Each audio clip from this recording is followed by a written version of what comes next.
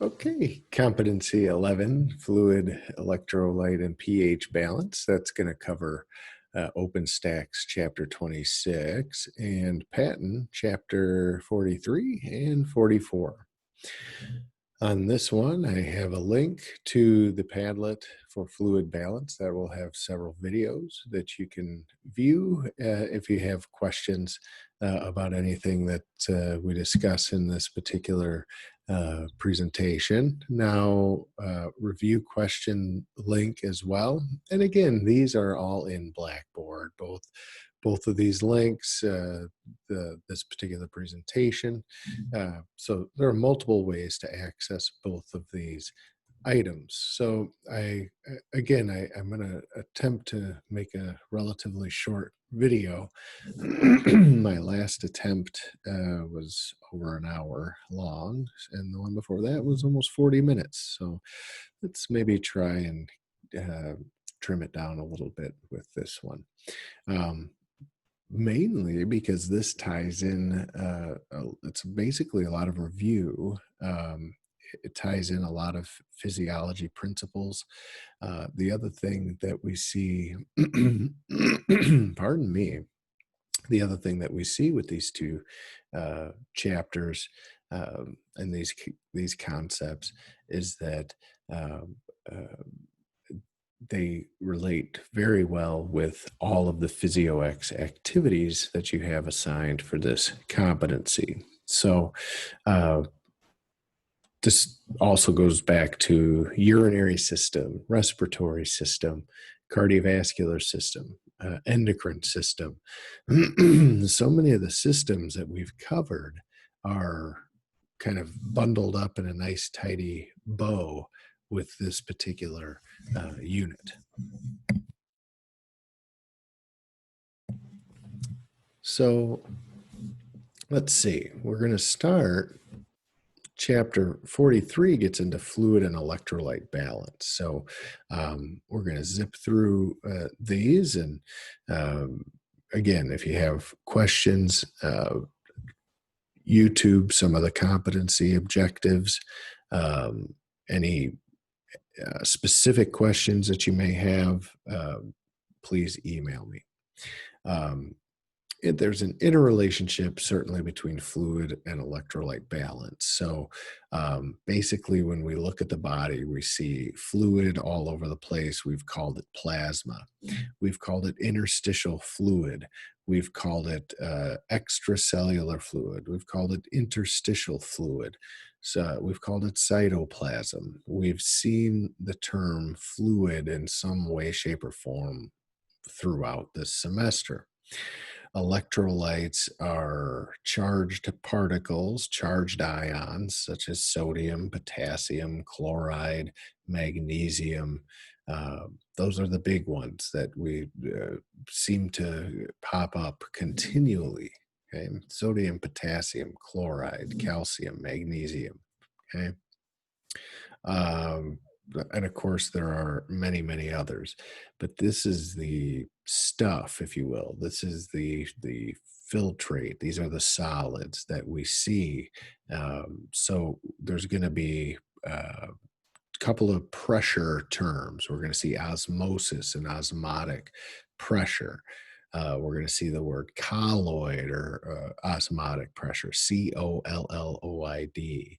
That's simply discussing the amount of stuff that's in the fluid. And if there's more stuff, we're going to see that colloid osmotic pressure is higher, okay, when there's more stuff in the fluid. When there's less particle or less stuff in the fluid, colloid osmotic pressure would be lower. So we're going to look at those two types of pressures, the other one being hydrostatic or blood pressure. Okay, so two pressures, osmotic pressure and blood pressure. Blood pressure involves plasma movement within the blood specifically. Okay. So anyway, keep that in mind. That's really kind of the theme throughout. Homeostasis, we see the word balance, so we know we're dealing with homeostasis. That fluid and electrolyte balance, again, they are interdependent. Uh, Electrolytes, again, these are charged ions, so chemical bonds that carry an electrical charge. Okay, that's where that electro comes into play.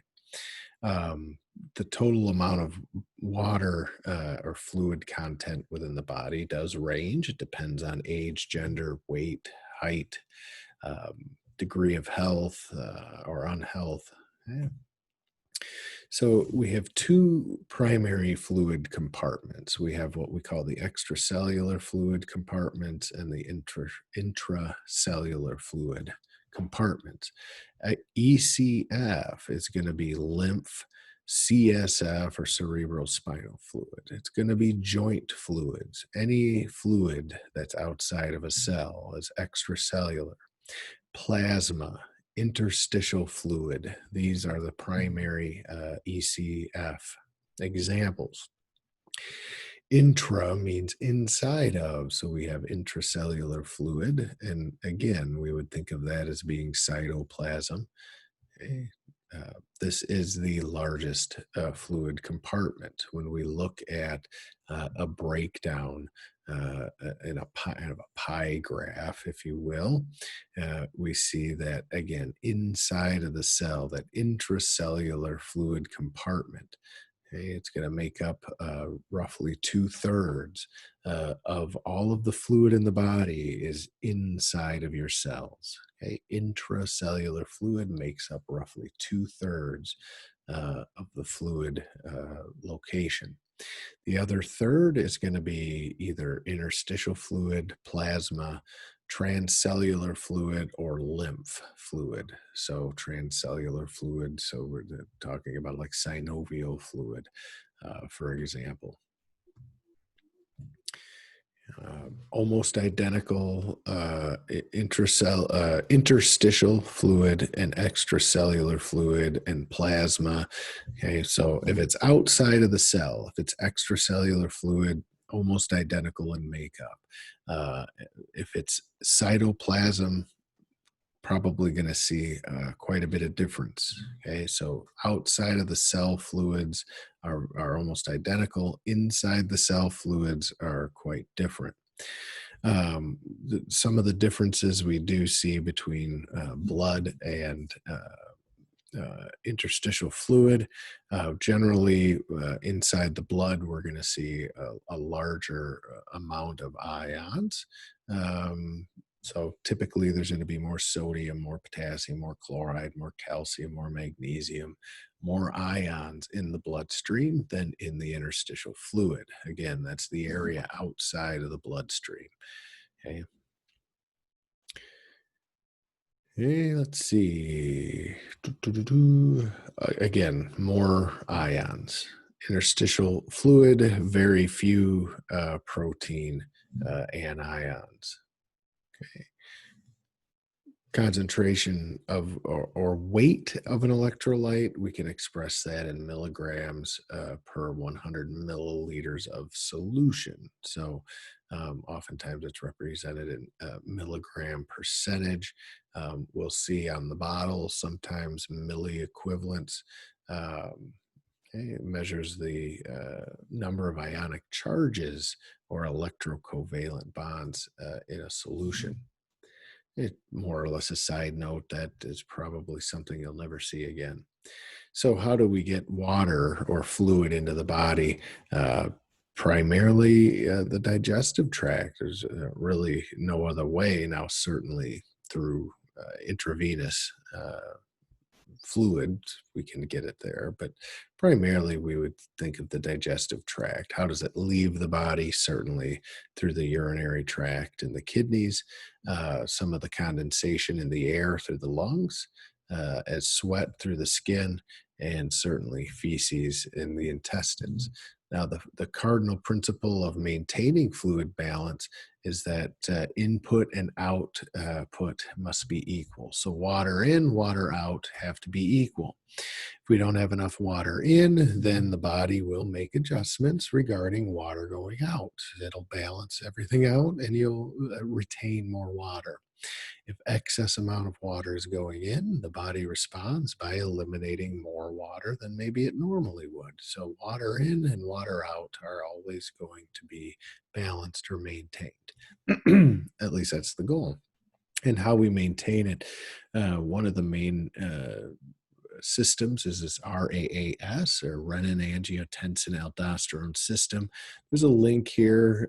You can click on that. It'll take you to a YouTube video that's short and sweet. I believe it's one of the similar ones or same ones that you would have seen in the Padlet. Most rapid fluid balance mechanisms, as kind of as a side note or FYI, are those for controlling water movement between fluid compartments of the body. So the most rapid way, so it's it's more rapid to get the fluid compartments organized by using some of these cellular channels, these aquaporins or any of these other integral membrane proteins. We see reabsorption occurring in the kidneys. We can see afferent and efferent arterial diameters changing to promote water retention or water loss. So those mechanisms are controlled at the very smallest level, and they're the most rapid way of doing it, as opposed to sending a signal to the brain, conscious brain, to get the thirst centers going, like get the thirst centers going, then get the conscious center going to get you to get up and go get something to drink. Or to get you to get up and go use the restroom. So either you're going to do both of those at some point, but these other rapid, continual processes of fluid and electrolyte balance obviously are occurring at these small, within these small compartments of the body at the cellular level. Okay. So again, primarily adjusting urine volume. Okay, so how do we adjust fluid intake and fluid balance, I should say? We could either adjust fluid intake or adjust fluid output. So the body's primary means is by fluid output. So if you have too much water, you will pee, you won't puke. If you have not enough water, you will retain water, and then hopefully you'll be aware and conscious enough and able to go access water to drink or consume. So, but anyway, I think that should probably go without saying, but just to make it clear that your body is continually adjusting fluid and electrolyte balance via that urine volume. Okay, so the kidneys, we've basically already done this chapter. Kind of what I'm getting at, both of these chapters. And we've seen ADH, or antidiuretic hormone, is going to be involved. Again, we can get the thirst centers going, get the individual to increase fluid intake. That dry mouth, the sensation of being thirsty. Okay. Again, regulating urine volume, we do that through glomerular filtration rate. We do that through tubular reabsorption of water, continually fluctuating. We looked at the diuretic system, or the releasing water through that ANH system. Okay? So increase in total body sodium. Okay, so we may, pardon me, we may drink more water at that point. That causes an osmotic shift. It's going to increase plasma volume. ANH is going to get released.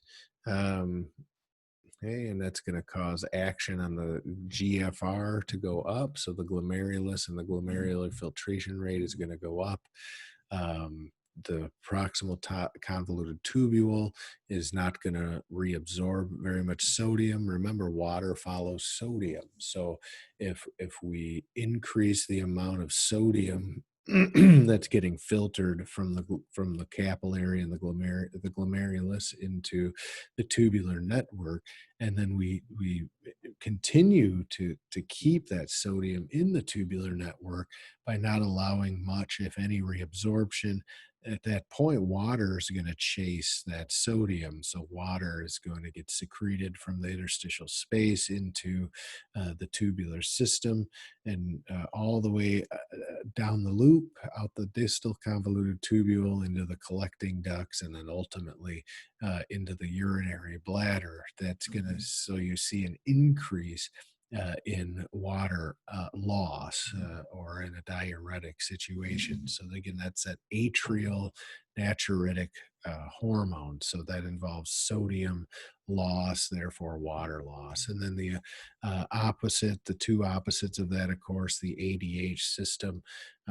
Again, detection by osmoreceptors in the brain. This one, again, anti-diuretic. So we're trying to not pee. We're trying to retain water. So if the body is dehydrated, so this ANH is from hyperhydration, hypersodium intake. ADH is from dehydration. That's going to be the brain is highly dependent on being hydrated. So there are a lot of osmoreceptors in the brain that are constantly monitoring hydration levels. And so if those hydration levels get too low, these osmoreceptors in the brain are going to recognize that, and it's going to trigger the antidiuretic hormone system to become activated. So anyhow, hypothalamus, posterior pituitary is where ADH lives. So posterior pituitary is going to get triggered to release ADH. There are some renal or kidney targets, certainly, of ADH. We also are going to get a thirst sensation as well, because again, we're dehydrated under this condition. ADH helps with the thirst sensation. It certainly helps with reducing urine output. Okay, so that's the main situation with anti-diuretic hormone. And when we look at aldosterone, that we oftentimes then think of potassium loss, sodium retention.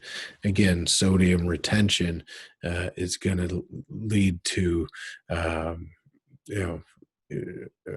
water chasing it. So if I retain more sodium, I'm going to retain more water. So I'm going to get an increase in water reabsorption if I have an increase in distal tubular sodium reabsorption. And how do I get how do I get the distal tubules to reabsorb sodium? I have to release aldosterone. How do I get aldosterone released? Well, again, that's going to come from the adrenal cortex. So we work our way all the way back up. We have not enough sodium in the plasma. So first thing we're going to do is decrease the amount of sodium that we filter at the glomerulus. That's going to trigger, pardon me, I have got a tickle in my throat. Too much talking today. It's like we're back in class.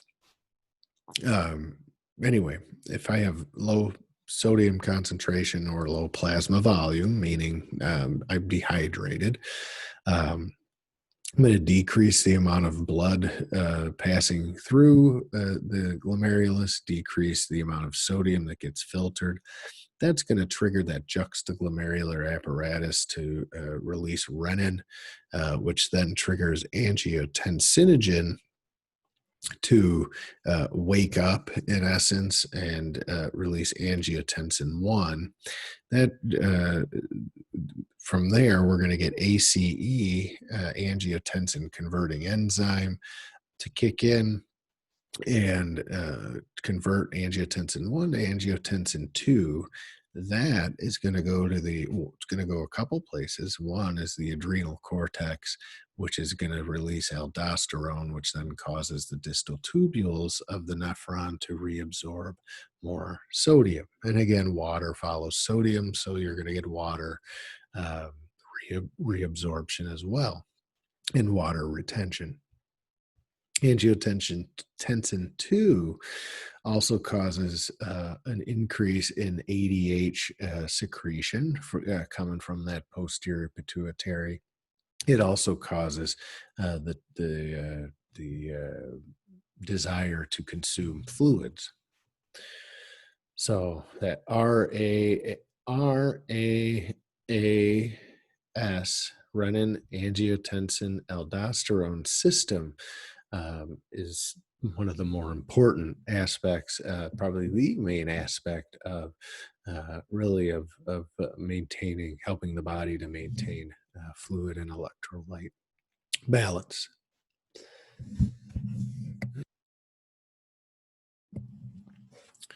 Okay, so factors that alter fluid loss under abnormal conditions, certainly rate of respiration, sweat volume, vomiting, diarrhea, intestinal drainage, blood loss, capillary laws. This looks like a mouthful, but it really isn't. We're going to see blood hydrostatic pressure. That simply means blood pressure.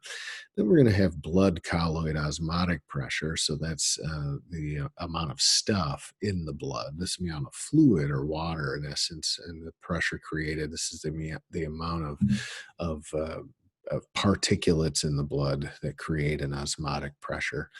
Okay, so this is in the bloodstream. And then in the interstitial space, we have a hydrostatic pressure, a fluid pressure in that interstitial space, as well as a colloid osmotic pressure. Again, this relates to how much stuff. Okay, so how much fluid, whenever you see hydrostatic pressure versus osmotic or colloid osmotic pressure, just remember hydrostatic pressure relates to blood pressure and fluid aspects of the blood. Blood colloid osmotic pressure or interstitial fluid colloid osmotic pressure. So colloid osmotic pressure relates to the amount of stuff and whether or not we're going to draw fluid in or release fluid out. So there's basically what this is saying is there are 4 factors to maintaining equilibrium and not getting any transfer of water. So if we get no transfer of water along a membrane out of the bloodstream into the interstitial space, okay, so this is water transfer between blood and interstitial fluid. So blood hydrostatic pressure and interstitial fluid colloid osmotic pressure are going together, right? Because again, how do I dilute the colloid osmotic? I could potentially dilute it with the plasma or the fluid from the blood.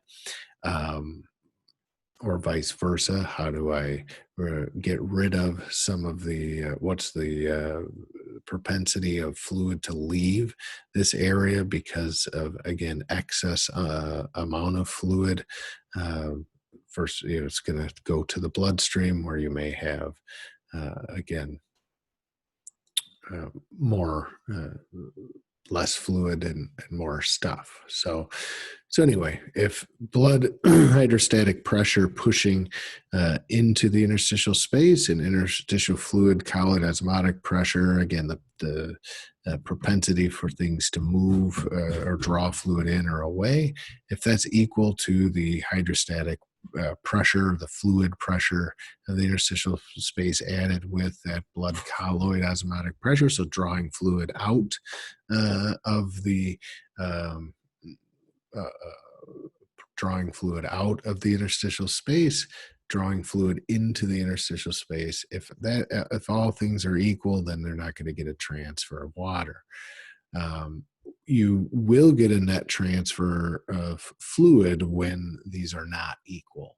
So That's what this is showing. So when there's not going to be a transfer, we do get a transfer. So which direction? So these could be sub dots underneath this one potentially. So you don't have 4 options. You basically have 3. You have either nothing is going to happen or fluid's going to shift from the blood to the interstitial space, or it's going to shift from the interstitial space into the blood. And when would fluid leave the bloodstream and go to the interstitial space? Well, that would be when the interstitial colloid osmotic pressure, just meaning there's more stuff in the interstitial space than the osmotic pressure in the bloodstream.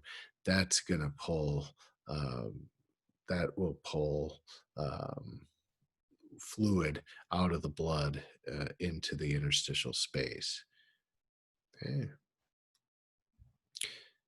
Okay, so when there's excess amount of stuff, osmotic pressure is high, fluid is going to go into that direction. So if we over here, so that's basically what you want to focus on. Over here, we focus on colloid osmotic pressure.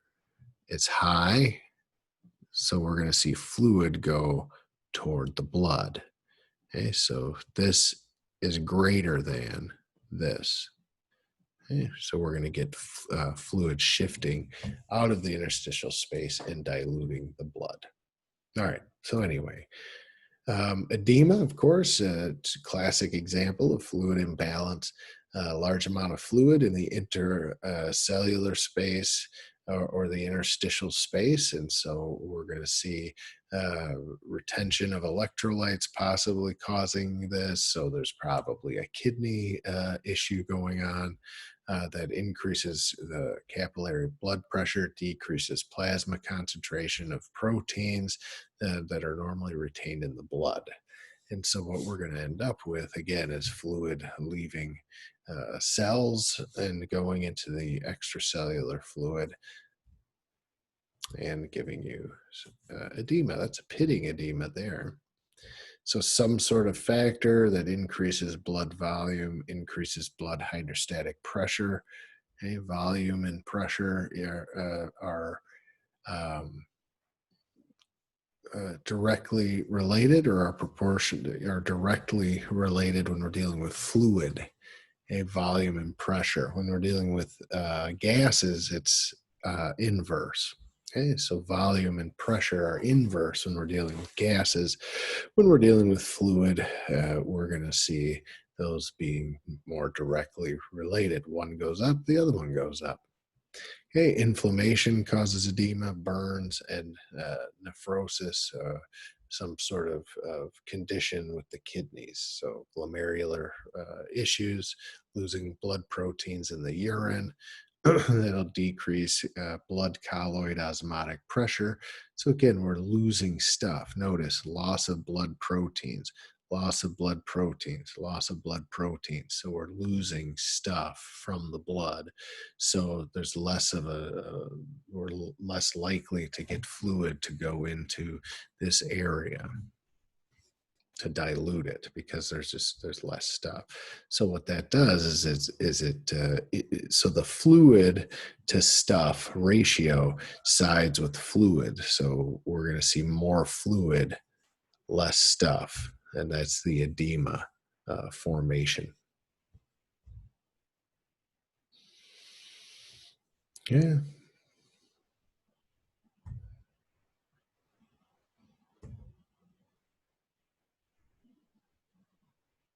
And again, sodium and potassium levels, we've kind of done this ad nauseum. ADH and aldosterone are the biggies there. Chloride ions are excreted in the urine, generally in association with potassium. Okay, pH, moving into pH and acid balance. Again, the big H has to do with hydrogen ion concentration. A pH of 7 on our 1 to 4 or 0 to 14 scale indicates neutrality. And again, that pH number is the negative exponent the hydrogen ion concentration. And it's what we call a base 10 formula, and it's moving again in the negative direction. So these are negative exponents. That simply means how many times do we move the decimal to the left of the whole number. So remember, when you have 0 as an exponent, no matter what we put here as your main root, so 10 to the 0th power, this could be a zillion to the 0th power, you're going to have an answer of 1. So anything to the 0th power is a 1. So that means we have 1 hydrogen ion. That would be a 0 pH. Hydrochloric acid can get that low. It can be that concentrated with hydrogen ions. Okay, if we have a pH of 1, that means we have, instead of $1 worth of hydrogen, we now have 10 cents worth of hydrogen. So we have less hydrogen. So we have a pH of 1. pH of 2, we have even less hydrogen. So we went from $1 to 10 cents worth of hydrogen. Now we only have a penny's worth of hydrogen. So how many times did we move the decimal to get to a penny? 1. 2 times. Move it to the left. Again, that's a negative exponent, gives you a decimal. So a pH of 2 means we have a 0.01 hydrogen ion concentration, or hydrogen ion concentration of 10 to the negative second. And you can see it just keeps going and going and going. So when you compare pHs, we wouldn't say a pH of 7 is 2. So 7 is neutral. We wouldn't say 5, a pH of 5 is 2 times more acidic than water. So coffee is a power of 2 times more acidic. And it is sort of a power of 2, but it's really a power of 10. It's 2 powers of 10. So it's 100 times more acidic. So this is a base 10 system. So when I have a 7 as our baseline, if I have a 6 pH, then I have something that's 10 times more acidic. Okay, if I go up here, it's 10 times 10, so it's 100 times more acidic. Times another 10 is 1,000, so a 4 is 1,000 times more acidic. 3 is 10,000, 100,000.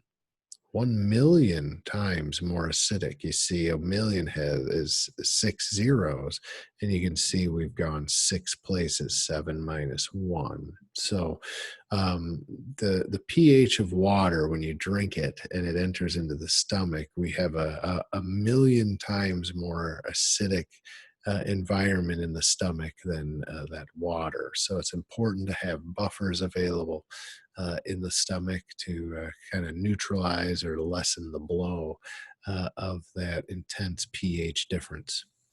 So anyway, and then we go all the way up the ladder to basic alkalinity, where the OH factor is greater than the hydrogen ion factor. So this is called hydroxide ion. This is a hydrogen ion. So we see sodium hydroxide, for instance. Lye, oven cleaner, ammonia, milk of magnesia. I think, it's just like the saltiest body of water, highest concentration, the pH of 10. So anyway,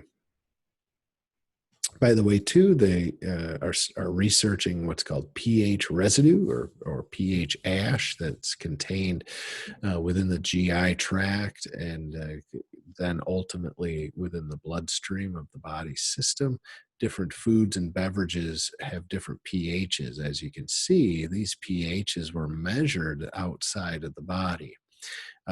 When these are consumed, their thought is that they leave a residue or an ash behind when they're being digested or assimilated, and what you actually may get regarding what the body receives and how the body what type of pH the body's actually exposed to for some of these foods and beverages may be considerably different than what the pH was of that food or beverage outside of the body. So I could have, coffee has a pH of 5 outside of the body. Inside of the body, and the pH residue that's left behind from the digestion and assimilation and absorption of the coffee, it could leave me with maybe a residue of a pH of 4. It could leave me with a residue with a pH of 6. I really don't know. I haven't researched it myself. I haven't really read too much in depth about it. I do know that it is something that is being looked at. So my point is, the pH is something outside of the body, may not affect the body quite like we think it would, because of how it's broken down and consumed and assimilated within the body. May cause a different type of pH residue left over. So anyway, carbonic, anything with acid after it, certainly. Carbonic acid, we've seen with the breakdown of carbon dioxide, lactic acid with anaerobic glucose metabolism in the cytoplasm of your cells, sulfuric acid, phosphoric acid, these ketone bodies from the incomplete breakdown of fats that we see. There are some minerals that are acid forming as well. How do we control pH? Well, we have chemical buffers, certainly, primarily in the form of bicarbonate ion. We have physiological, our secondary line of defense that can help control pH. pH shifts are associated certainly with breathing. That's the number one way to certainly control pH, and certainly the kidneys. So the primary mechanisms are going to be buffers, breathing, and kidney excretion. Buffers, of course, we think again of bicarbonate pairs are great buffers. A buffer can always consist of a weak acid or its acid salt and a basic salt of that acid. They basically prevent they prevent a fight, I guess. If they prevent volatility when you mix powers of 10 that are a big distance from one another. So when we do have a pH discrepancy of a like we have with water and the hydrochloric acid of the stomach, buffers are going to enable that strong acid to take on that neutral fluid with a little less intensity. So they weaken, a buffer will weaken a strong acid, basically. All right, so anyhow. Okay, so buffers react with a strong base and transform it into a weak base as well. So buffers don't only work with acids, strong acids becoming weaker acids, they can bring a strong base to being a weaker base. So basically eliminating extremes is the idea. Let's see. Chloride shift makes it possible for carbonic acid to be buffered in the red blood cell and then carried as bicarbonate. So we'll look at that as well. Let's see. Sodium bicarbonate, again, as the primary hydrochloric acid, lactic acid ketone bodies. Sodium bicarbonate is in your cupboard as baking soda. So you want to remember that as a side note. A lot of people who suffer from acidosis or acidity problems, it's either respiratory, urinary, or diet, and stress. So oftentimes, if how do we get water in? We have to drink it. How do we get sodium bicarbonate in? Well, you can put a little pinch of sodium bicarbonate, an eighth of a teaspoon. That's a very small amount, but you could put an eighth of a teaspoon in 8 ounces of water, an eighth of a teaspoon of baking soda in an 8-ounce glass of water. So if you have a 20-ounce bottle, you could put maybe like a quarter of a teaspoon, even a third of a teaspoon in water, a bottle of water, shake it up, maybe even put a little bit of honey in there. That's a good buffer as well. Drink that. That might help with some pH issues and buffering issues instead of taking antacids or Prilosec or Zantac or Zantac, I guess it's called, or any of the other gazillions of heartburn medications, both prescription and over the counter. Let's see. Mainly because a lot of those, they don't necessarily help with pH. I know Nexium was a big one. The pill, not the weird cult that one lady was involved in, that movie star, whatever her name was.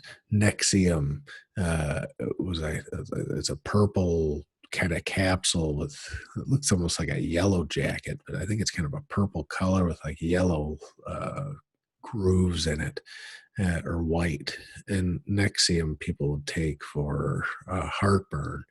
And what it really was doing was altering and blocking some of the pain channels and the perception of there being a problem coming from the stomach up to the brain.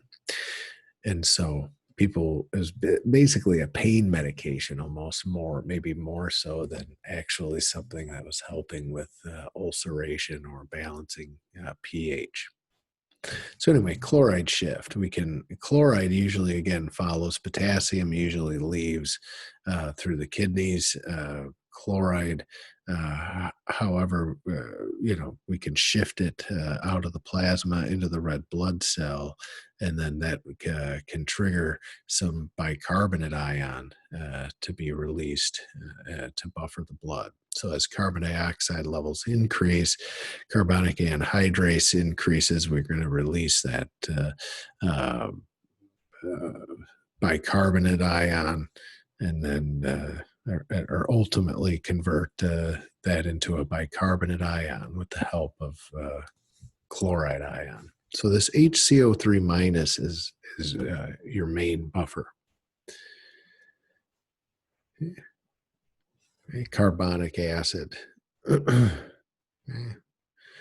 So again, carbon dioxide plus water in a red blood cell will become carbonic acid. And that carbonic acid, in the presence of potassium, hemoglobin, and chloride ion, will become bicarbonate ion, or a buffer. That's that chloride shift we see. Respiratory mechanisms, again, do the physio-X's. You'll look at respiratory mechanisms regarding pH balance. Again, if we have an acidosis situation, we're going to increase respirations. We want to get rid of carbon dioxide. Okay.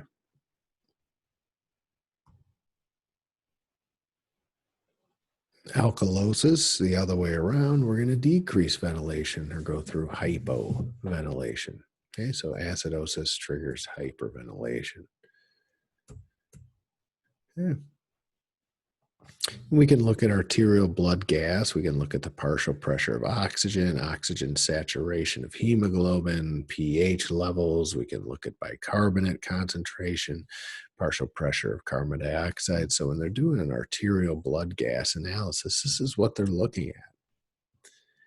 And again, if these are not where they're supposed to be, it could be any number of issues. It could be respiratory, it could be urinary or kidney related, it could be hormonal,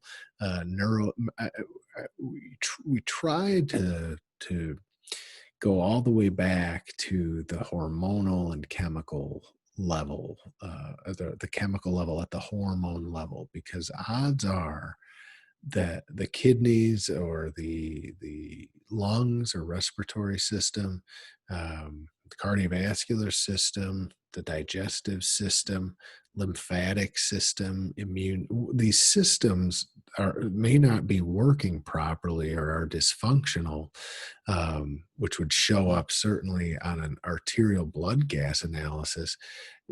They may be dysfunctional due to a problem with the neuroendocrine system. So this could be a hormonal imbalance, something that could be a lot simpler, maybe than what we oftentimes maybe think of. It's complicated to work backwards, but if we address the posterior pituitary and its release of ADH, and it's the hypothalamus and the hypothalamic pituitary axis that maybe there's an issue there. Maybe there's an issue from the brainstem and the pneumotaxic centers to the hypothalamus um, to the pituitary, or from the thirst centers of the brain to the hypothalamus to the pituitary.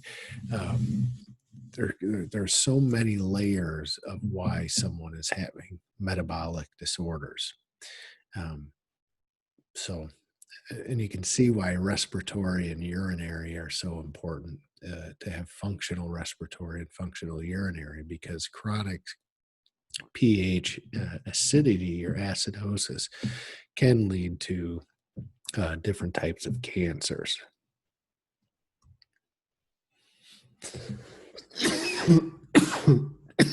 Speaking of respiratory,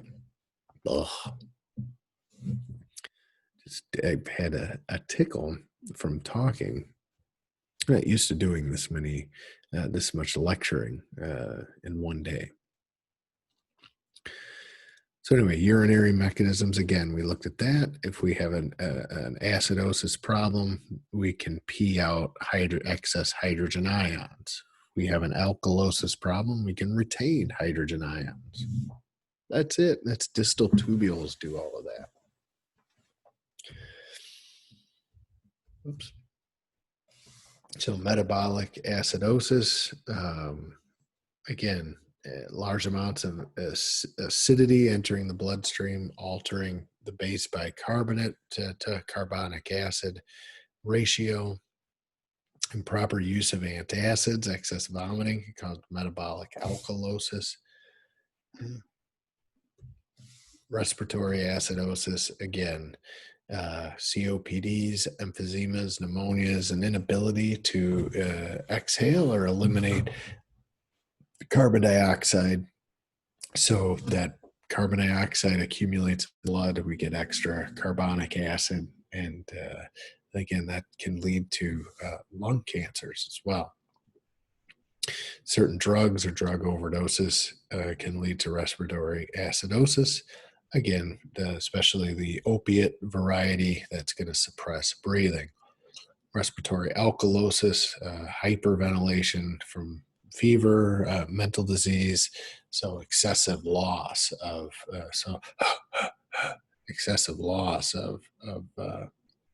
carbon dioxide. So anyhow, that's it. I don't have much else for you. Again, watch those videos on the Padlet.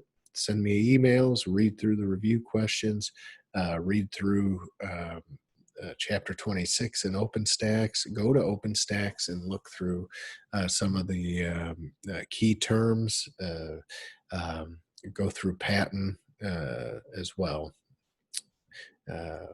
if you still have your patent book. So, and that would be, again, chapters 43 and 44.